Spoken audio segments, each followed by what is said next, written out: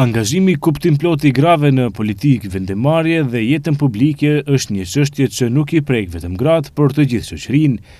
Ky ishte tema e diskutimit që u zhvillua sot në hapësirat e komunës së Tetovës nën organizim të Institutit për Leadership dhe Ambasadës Gjermane në Maqedoni të Veriut.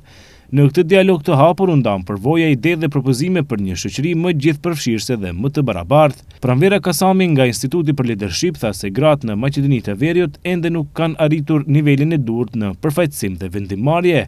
Kasami madje shtoi se interesimi i tyre nuk është vetëm në kuantitet apo në numra, por më shumë në cilësi dhe vendimmarrje të vërtetë. Sa është ndikimi aty ku nuk forcohet me ligj apo dispozita normative ligjore, flet edhe vetë fakti i kandidimit të grave në zgjedhjet e fundit komunale, që nga 315 kandidat ka pas 32 gra dhe nga këto vetëm 4 kanë fituar mandatin si kryetare komunash, kurse në kontekstin e etnikumit shqiptar nuk ka pasur asnjë kandidate grua për kryetare komunash. Ky është një indikator i mjaftueshëm, e nëse dëshirojmë të shkojmë edhe më tej, po që se shikojmë edhe websajtet e vetë komunave, iniciativat që ngrihen në kuadër të këshilleve komunale, çështjet kauzat që përfaqësohen, mendoj që vim te realiteti për të cilin flasim, që përfaqësimi është vërtet shumë i ulët dhe ne insistojmë, dëshirojmë që ky përfaqësim të jetë ose gratë të jenë pjesë e tryezave vendimmarrëse,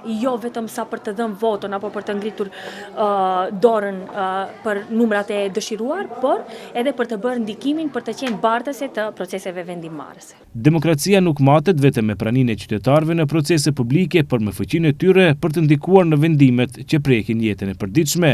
Kështu deklaroi kreu komunës së Tetovës Bilal Kasami gjatë këtij debati. Kasami tha se gratë nuk duhet të shihen vetëm si numër përfaqësues, por që të njëjtat duhet të kenë mundësinë dhe të drejtat e barabarta në vendimmarrje. Kasami me plot mburje tha se gjysma e drejtorëve në institucionet arsimore në Tetovë udhëhiqen nga gjinia femërore. Nga 18 institucione shkollore të komunës së Tetovës, 1 qerdhe, 12 shkolla fillore dhe 5 shkolla të mesme komunale, gjysma udhëhiqen nga gra. Nga këta, qerdhja e vetme e qytetit me sukses udhëhiqet nga një grua, nga një femër, dhe po ashtu 2 shkollat më të mëdha të mesme, shkolla e mjekësisë dhe shkolla ekonomike, po ashtu me sukses udhëhiqen nga gra. Pra, mund të krenohemi që në këtë rast nuk është vetëm përfaqësim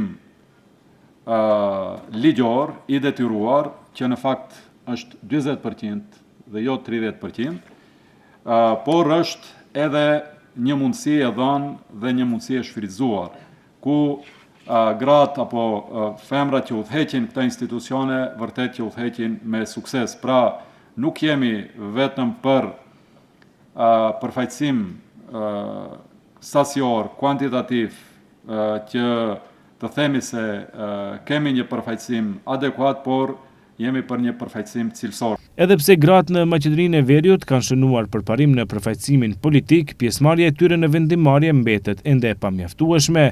Aktualisht gratë përbëjnë rreth 39% të deputetëve në kuvend, ndërsa në qeveri zënë vetëm 12.5% të posteve ministrore.